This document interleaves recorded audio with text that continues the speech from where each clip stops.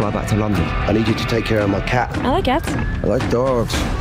Regina, to start with you, I read that you learned from former New York Police Department Detective Jackie Brown for this role. And you learned more than just about being a cop, you learned about being a proper New Yorker. Could you kind of share some insight into those conversations? If anyone gets the opportunity to meet Jackie Brown and just let her tell you a story, she's just listening to her talk is so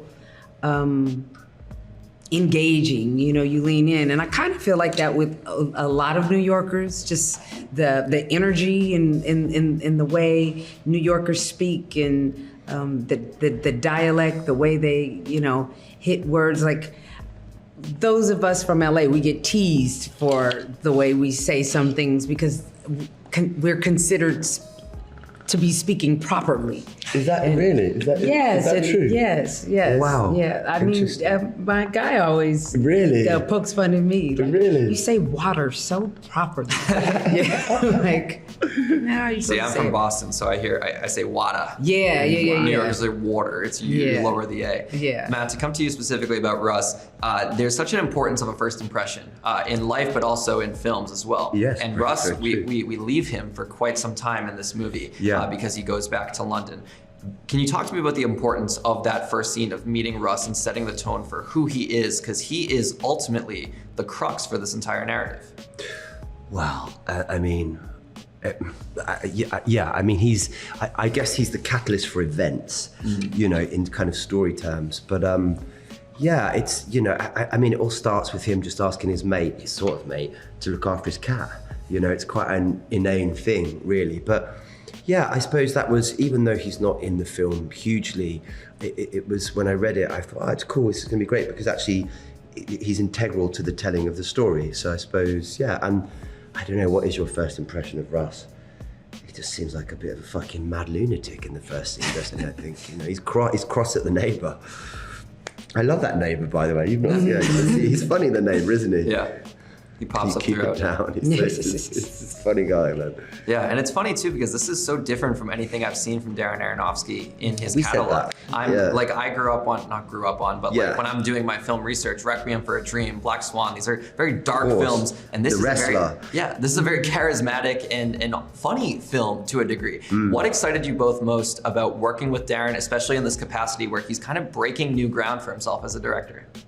I mean, I think exactly that. We are such big fans of his work. Yeah. I mean, you name just a few of them, but he's on that hand of people you want to work with, isn't he? Fully. Do you know what I mean? He's definitely on the top 5 hand of directors you want to work with. And so to get that opportunity to work with him at that point, once you do have the job, you're just hoping that he's gonna be as great as his talent and as far as a person.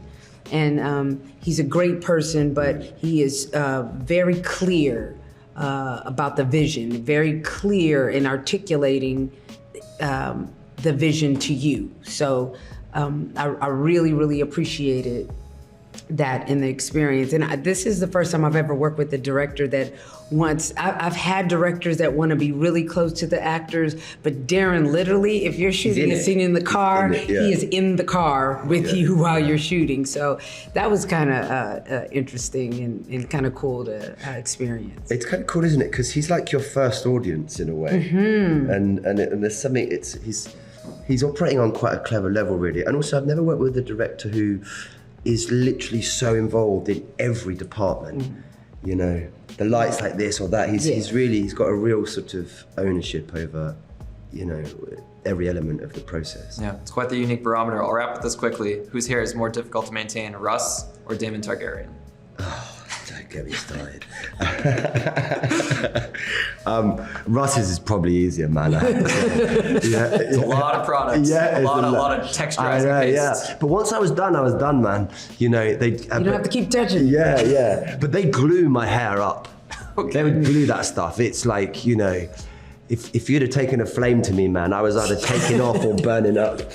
Do you know what I'm saying? 30 minutes in the shower, just getting all the stuff out. Oh, yeah. It's weeks. I used to even a bloody Brillo brush on my head. Well, this film is an absolute achievement, guys. Thanks so much for your time today. Thank you very much. You. Yeah. I want to know if I can take this seriously. What do you need to take us seriously?